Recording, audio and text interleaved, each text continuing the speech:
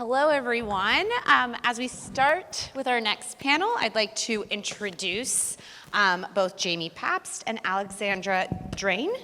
Yes. And they will be speaking about path to mental well-being through music, art, and activism. So take it away.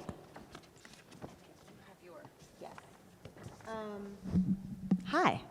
Do you guys want to come over here and we'll get closer? Anyone? We'll have like a fireside chat thing, because I want to tell you a really funny story. There were supposed to be 3 of us. And unfortunately, Mandy, who's a super rock star, as of 10 minutes ago, could not join. What you're looking at right now is a lot of processing in our brains as we're like, okay, let's go from what that was going to be to what this is going to be. But I think it's going to be even more fun, and we will send good energy to Mandy. All right, so I'm going to have a blast here with Jamie, but before I introduce Jamie, I have to tell you guys another funny story, because I love funny stories. So I really am a humongous believer that one of the things this community, under Solome's extraordinary guidance, has the opportunity to do is to become a real community, where we all get to know each other, we are vulnerable with each other, we share things that we wouldn't otherwise. And there's a philosophy that the best way to fast track a friendship is to say sort of shocking things about yourself, things that you might not otherwise share, because it's a demonstration that you can be vulnerable, and you really are only vulnerable that way with your friends. So I was joking with Jamie, I don't need to worry about doing that with Jamie, because Jamie and I have done horrifying things. We own each other, essentially, because we have done horrifying things together for years now. So if Jamie wanted to get me fired at any point in time, she could. But I don't think she would. With Mandy, I didn't know her as well, and it was really fun in our prep call. She was describing their Wondermind platform and how it is designed specifically to create a very safe space, a safe space that they protect fiercely, and a safe space that is all about how cool it is to be vulnerable with each other. So I'm sharing this because I think this is an hysterical thing that happened this morning, and my man's going to kill me for saying it, and my coworkers will disown me, but that's okay. So we were actually bonding right before this about how any time before we get on any stage, we both get very nervous, very anxious. Even when we feel, actually the more excited we are about doing it, the more anxious we feel. And so for the last 3 days, I have been feeling very, very anxious and waking up in the middle of the night. And starting Sunday night and Monday night, I just got up at like 3 in the morning and just did an hour and a half worth of work. I was like, I'm never going to sleep anyway. I'll just go ahead and do this. And then I'd try and go back to sleep for like an hour. But then this morning, because I was flying out, I woke up at like 3:36 or whatever time it was. And I was like, there's no way. I've only got 21 minutes until my alarm goes off. There's no way I'm actually going to be able to fall back to sleep. So I'm going to pick up my phone. Bad idea. And I'm going to doom scroll through the news, right? Which we all know right now is a horrific thing to do for anyone who's, for all of us. I don't think there's anyone in the world right now who's not anxious about the state of the world. And I was worried about making sure I did a good job by Jamie and did a good job by Mandy. And as I'm scrolling, I'm like, you know what? I'm going to jump over to my email just to see how behind I am at work, because that'll make me feel better. And my eyes caught this Medium Daily. Does anyone get Medium Daily? Okay, so I got a Medium Daily Digest email, and the subject line said, "Why women in their 30s are undateable, according to men." And I was like, oh, what man? What man said that? And then I was like, then I had my second wave of emotion, which was like, what makes somebody undateable? Am I undateable? And I was like, and I'm not 30 anymore, I'm 52. And then I was like, well, that was an ageist thought you just had, Alex. Like, why would 52 be bad? So I'm like completely going down this spiral. But then I click into the email, and I'm tired, and I look at I'm sort of like scrolling down into the other articles, and I just have to tell you what the other titles were. The next article was, "How long should sex last?" And I was thinking, not very long, who has the time? And the next one said, "The cost of knowing and our thirst for cruelty." And I was like, that's very negative, I'm not reading that. And then the next one was called, "Alcohol is not your friend." I was like, maybe not your friend, alcohol is my friend. And then the next one, this is totally inappropriate, which is why we're friends, and I'm being vulnerable, and you guys can all get me in a lot of trouble right now, so let's not get me in trouble. Deal? Okay. The title was "The Perma Smile Phenomenon, an inside look at pegging from a sex worker." And then there was a subtitle that said, "This one might get a little spicy." And I was like, and I'm lying in bed, it's like 4:03, my alarm's going off in like 4 minutes, my man is right next to me. And so, of course, I clicked in as fast as I possibly could. And I'm not going to say anything about what the article was. I didn't know what that was, but I learned quickly. And I will say that then what did I do? I immediately woke my man up. And I had two thoughts for him that I had to share. My first thought was, baby, I really want to apologize. I know I'm really a lot of no fun in the days leading up to something that I care about doing, and I care about doing this a lot. He's like, oh, and you could feel he was like forgiving me a little bit for being a jerk. And I said, and then the second thing is, as a demonstration of how contrite I am, I would like to tell you about an article I just read about pegging. And my man literally levitated out of the bed like nothing I've ever seen and has barely spoken with me all day. I'm now across the country, so that makes he knows what pegging he is, knows, apparently. I think he knew what pegging was. Yeah, well, this is something you guys should not Google right now, because I would like your attention to stay with us. And I don't want you to get in trouble with whoever looks at whatever you're Googling. The reason why I was like, I'm going to share that anyway, is because I think that's part of what we all can and need to do with each other, especially when it comes to mental health, especially when it comes to how we show up for each other, how we're vulnerable with each other, how we can be real on topics that really matter, one of which is how we stay sane. And there's a beautiful David Brooks article. If none of you guys read it, I recommend you do an op-ed probably 2 weeks ago now, talked about these brutalizing times and how do we look for common ground and look for ways to be positive with each other.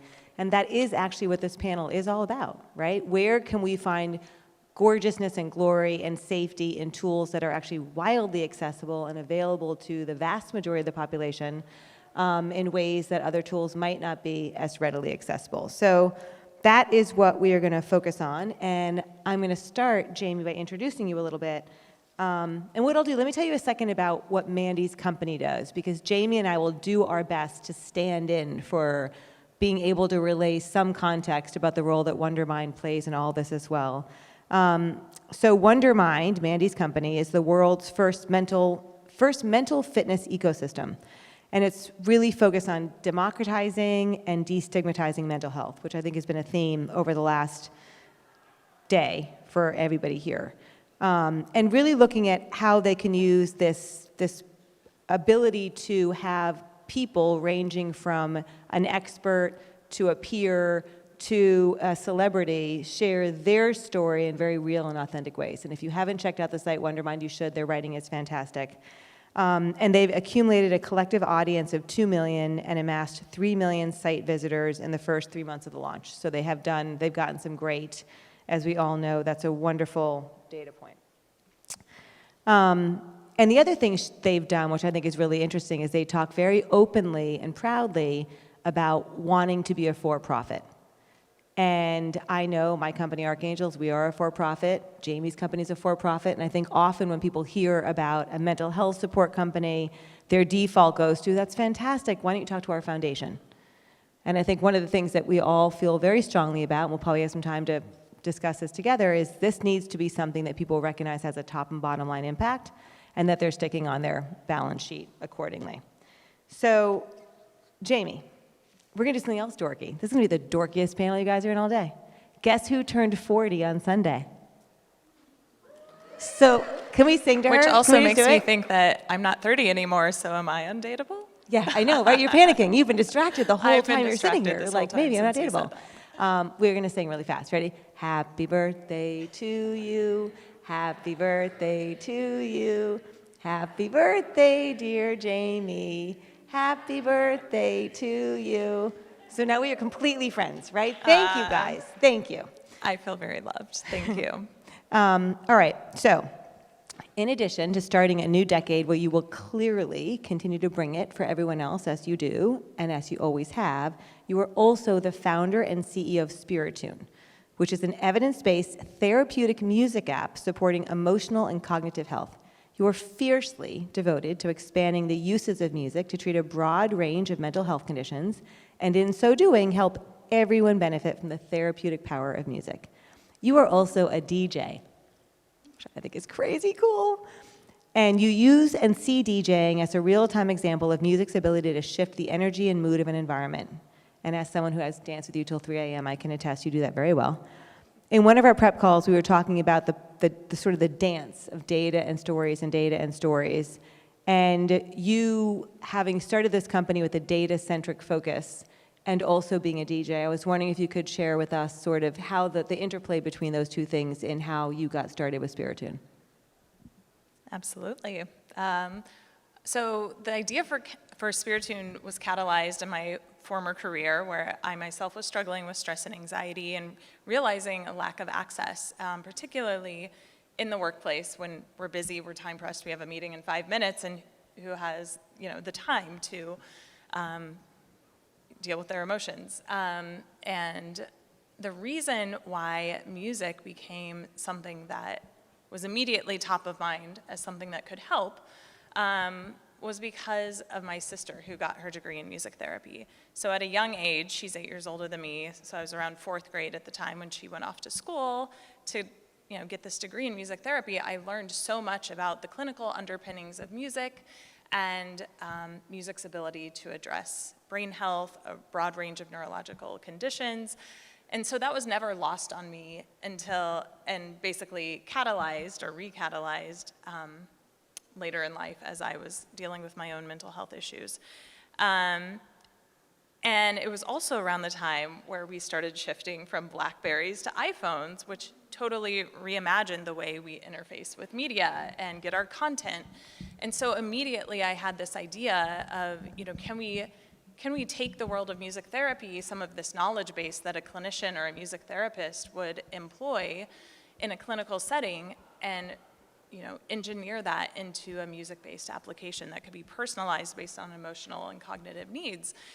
And I love this idea. I had to do it right away, but knowing that it can't be done right away, I decided to start a research project, which meant I was reaching out to the leading music therapists and neuroscientists working in the space of music and health.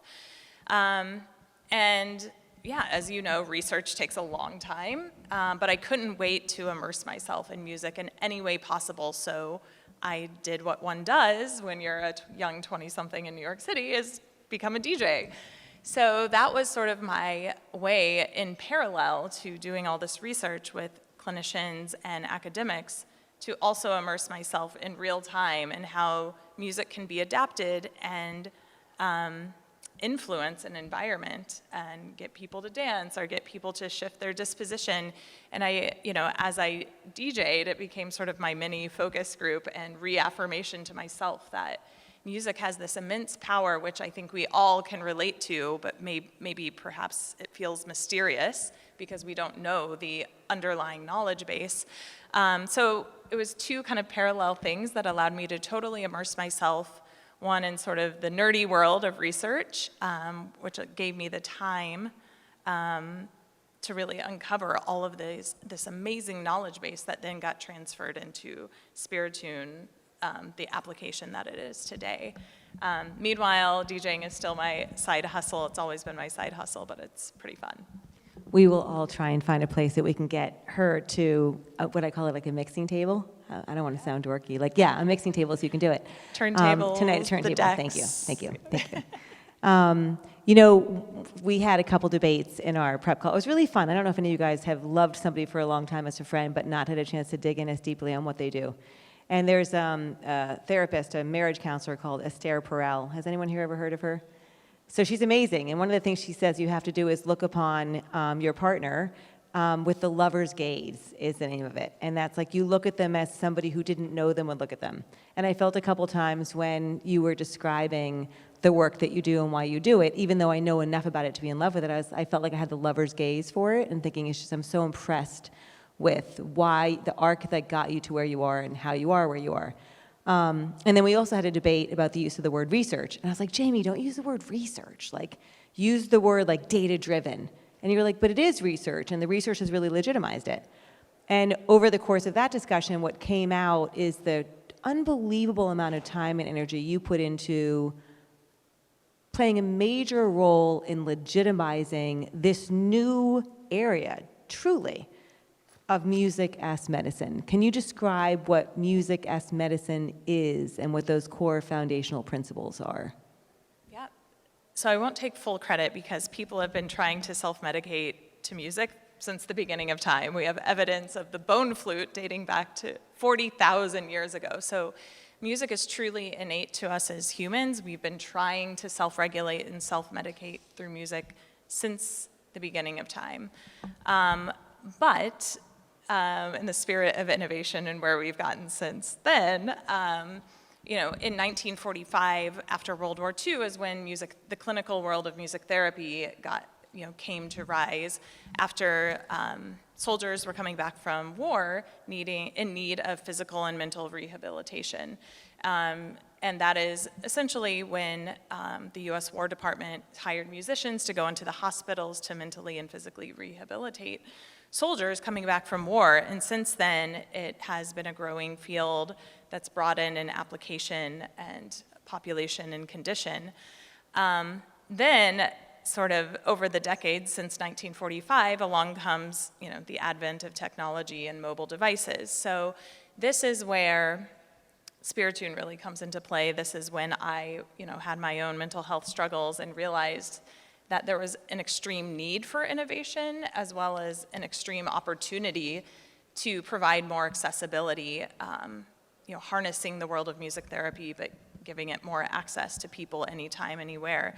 So really music as medicine, or the actual term music medicine came to be in 2017, right when we were essentially starting Spiritune. The NIH essentially gathered a bunch of people in the space to kind of declare what is this new world of music-based interventions led by technology, or creating more accessibility through technology that doesn't rely on a therapist to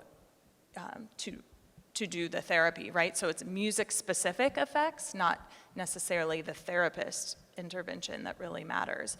So I don't know if it was by luck or by, really just believing in my own experience that, mobile technology has an extreme role in how we can relieve the bottlenecks of music therapy and provide more people with the therapeutic aspects of music by instilling all of this knowledge base from the field of neuroscience, psychology, music therapy, and really baking that into the music we create. So it's not music in the wild, it's music that has been adapted based on the knowledge base of a music therapist and decades of research, and then personalized through the app so that you can discover music more therapeutically than you might, let's say, with music in the wild. Yeah, which I love. I'm sure, do any of you think of the way you listen to music as your own medicine? Right? Like, how many of us get in the car? I mean, I do when when I'm mad, I get in the car and I listen to music really loud, or at night, so I can, well, actually it's anti-calming down, because I will usually dance around in the shower by myself to rock and roll music. I want to ask a related question, which is, there was a study I referenced to you once about headbanging music. Supposedly, people who listen to headbanging music have less anxiety.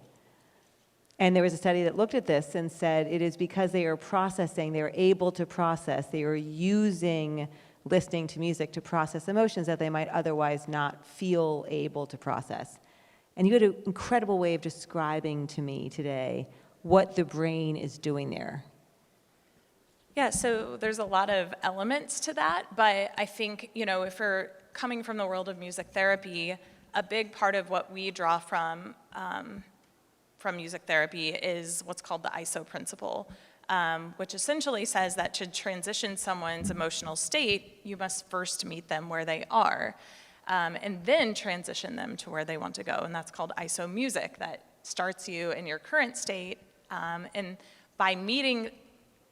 when the music meets you in your current state, it's helping you to feel understood, feel embraced, feel more open, and allows you to process what you're feeling. And that's by matching the music. So if you're feeling a lot of angst or anxiety, having music that mimics that physiological state can be very relaxed or very therapeutic. Now, what is, not quite well researched is how long you should be listening to that music, because if left to our own devices, we may just say, hey, I'm going to listen to angry music, headbanging music all the time, But that's where I think the research starts to deviate, is how long you should actually be listening to that music. So in music therapy, we're looking to create that sense of awareness and embracing where you are, but then transitioning the music to your target state. And that's core to what we do at Spiritune, is all you have to do is say how you feel now, how you would like to feel, and then around sort of the cognitive condition or activity that you're in. So whether you're waking up, you're working, you're winding down, you're trying to get to sleep, the music is adapted to meet the physiological state that you're in. So that's a little bit in terms of kind of why and from people a gravitate. technical, and I love that. And from a technical perspective, for a room full of people who I think are a mixture of, you guys you're developing products, you're selling products, you're marketing products, you're building platforms. Describe how you did that. What does the platform do that can transition somebody from one ISO space to another, if I'm saying that correctly? Yeah, so essentially, the brain is complex and music is complex. So those things together make it, quite complex in terms of how we're creating or personalizing the music. But it is possible. This is all the foundational research we did in advance, based on decades and decades of literature and research that's out there and clinical work. So essentially, when you think about music, we like to, we say the word music, but music is essentially complex auditory stimuli, which is composed of over 600 musical features like timbre, tonality, pitch range, pitch height, tempo, articulation, intensity. I could go on and on and on. And so really, when you think about forming a musical composition by your emotional or cognitive state, you have to isolate all of those variables as they relate to each other. And essentially, we've parameterized them, meaning, they stay within this bound if you're meeting somebody in anxiety, and then they work towards this bounded range of parameters if you're working towards, let's say, calm or peaceful. And so all of the musical features are mapped to an emotional and cognitive need. And all of that is very complex underneath the hood, but the way you experience it as an individual is quite simple. It's just literally saying how you feel now, how you want to feel, and then what are you doing.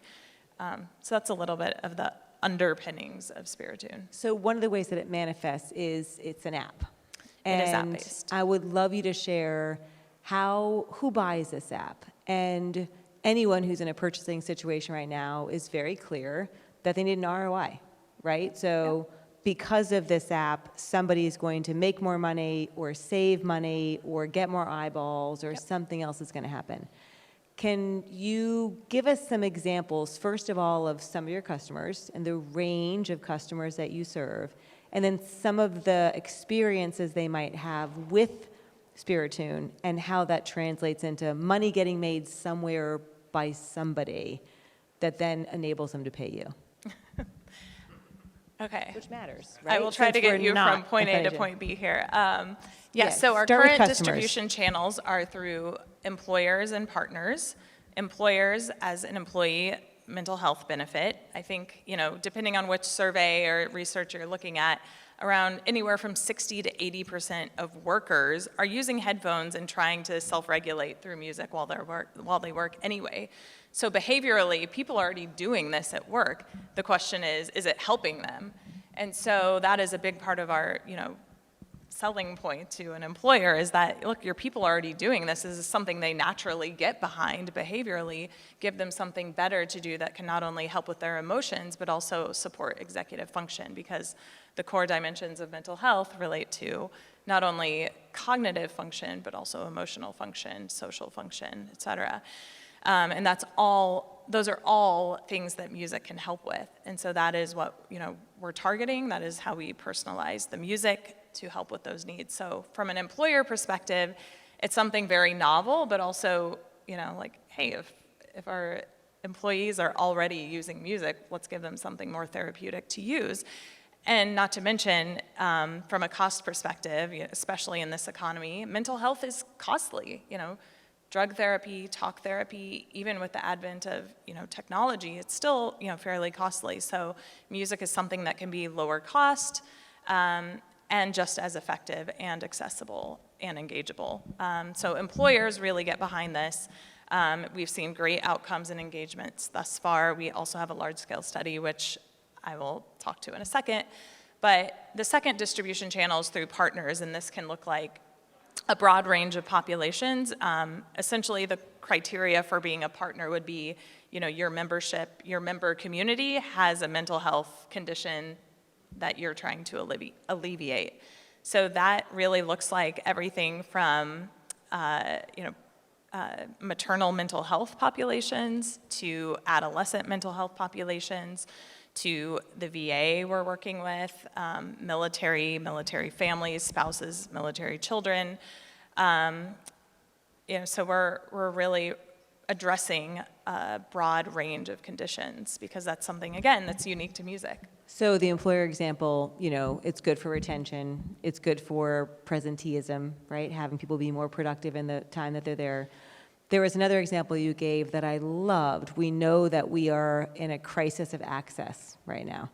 And we know how often somebody might bias the mama to a child or an unpaid caregiver for somebody, or you for your own care, might try and call into or get in queue for a chat or however you're trying to access the system, and just be waiting and waiting and waiting and waiting.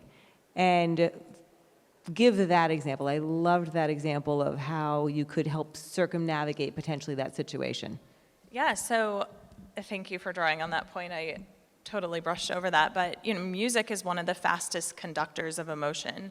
So when we think about not only access to support, just getting the care, it's time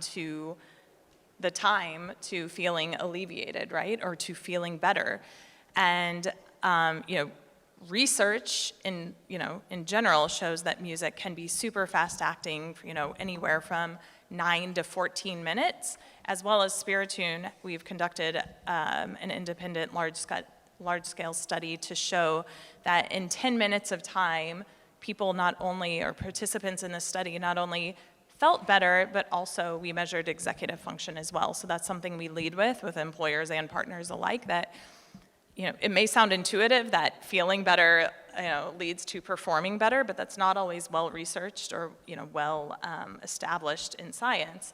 But we were able to show that in the study, at an individual level, of the participants that were feeling better at the end of 10 minutes were also supported in improving their executive function. So when you talk about an ROI, and I think employers want to do good, meaning sure, we'd love to support our mental health, but they're really looking for an ROI. Are we getting more productivity out of our workforce? And so it was important that we demonstrate both of those things, which we've done. Yeah, I think it's it's so frustrating when you're building a new category to have to go through the hoops of checking all the boxes of academic credibility, but you do. And I love, though, however, as you did it, you never lost. I think one of the things that can happen when you get pulled into a deeply study-based, pilot-based, controlled environment-based is you lose all touch with reality.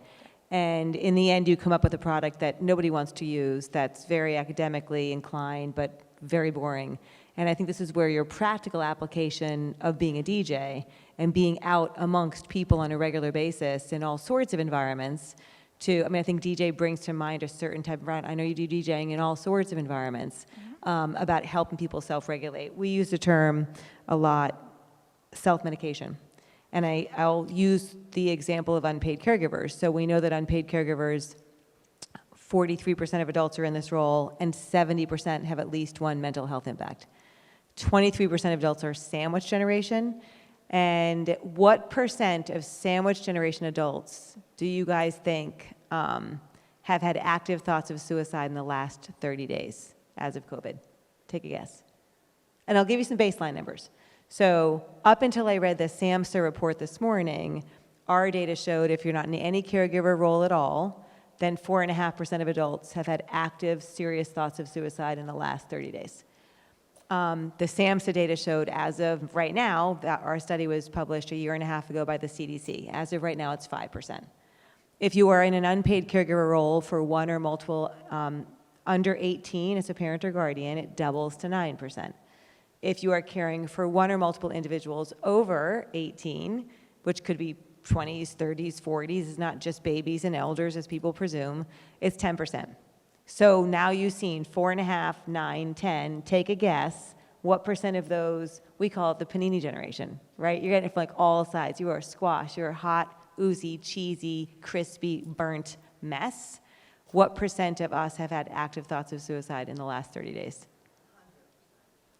Probably. The data that we got.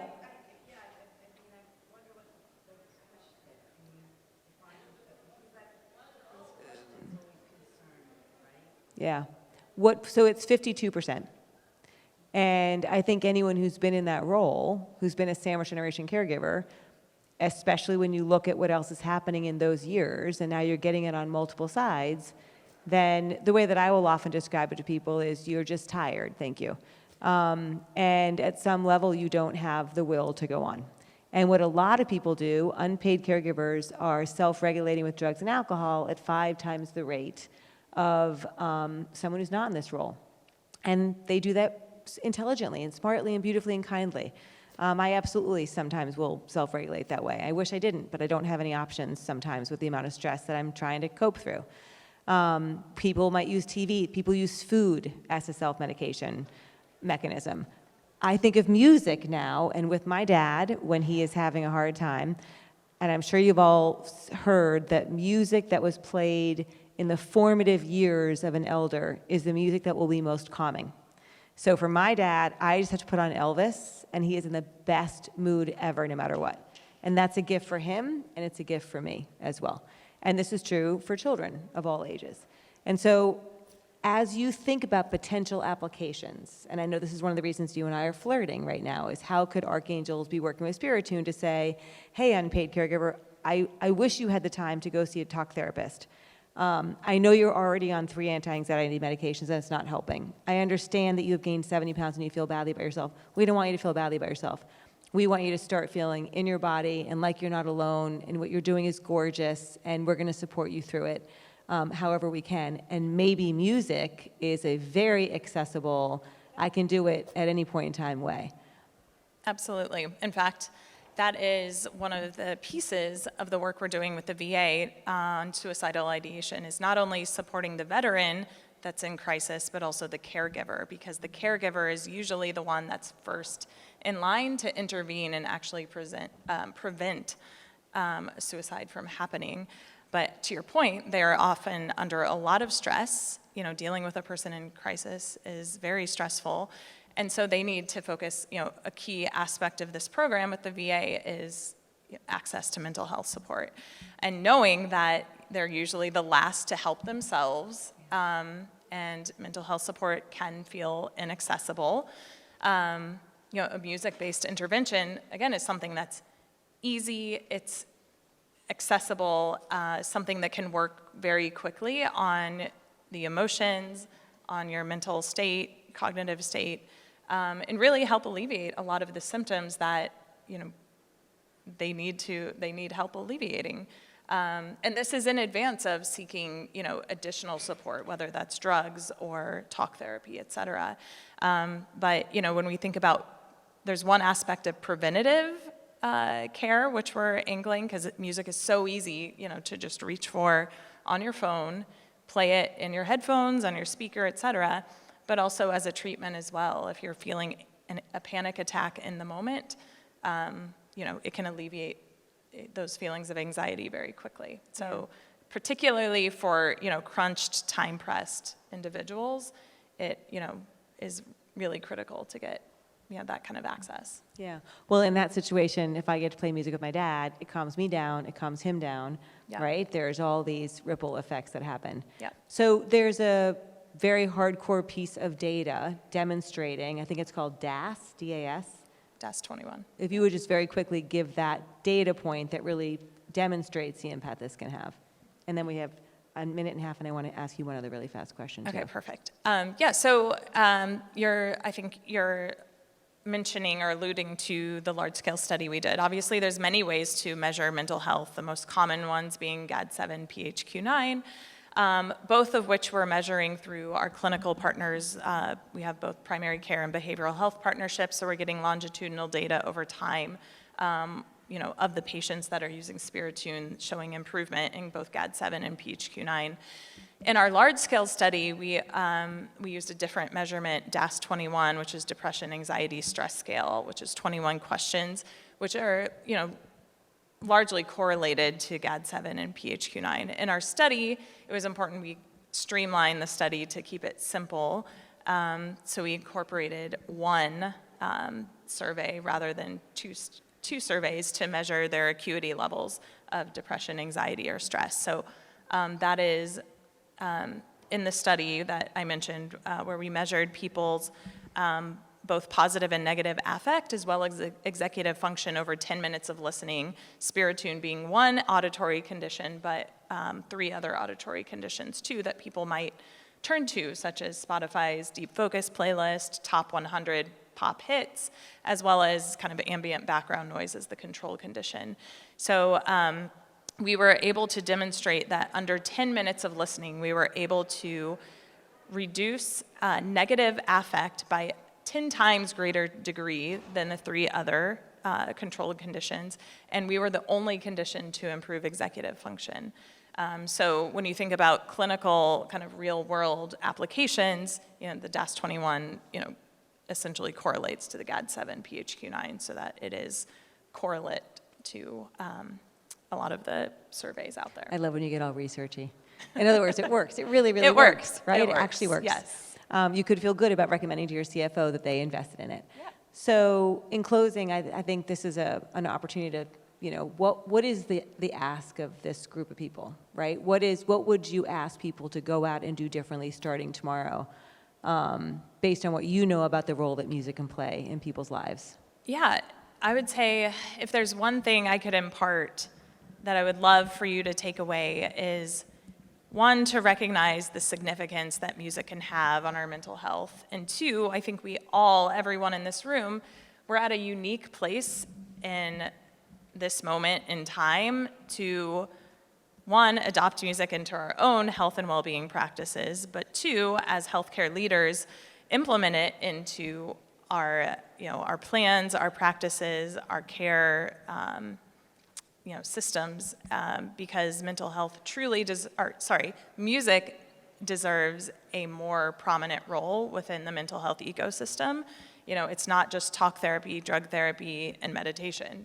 There's many other things, and there is a mountain of evidence at this stage over the last 20 years to support music-based interventions and the role that it can have on our mental health. Yeah, and I will say on behalf of Mandy, that I would check out Wondermind, because I think they do an incredible job using stories, using people's authenticity, using people's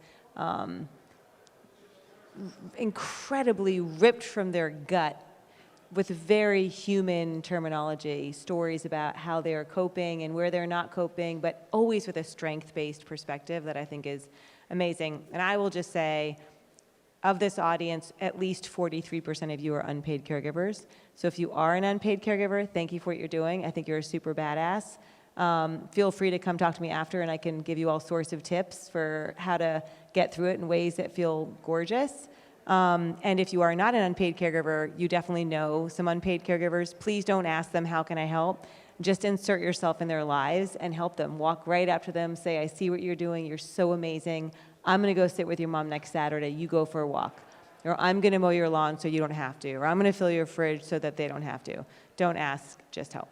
Thank you guys very much. Thanks for rolling with us as we adapt on the fly. Thank you. Thank you.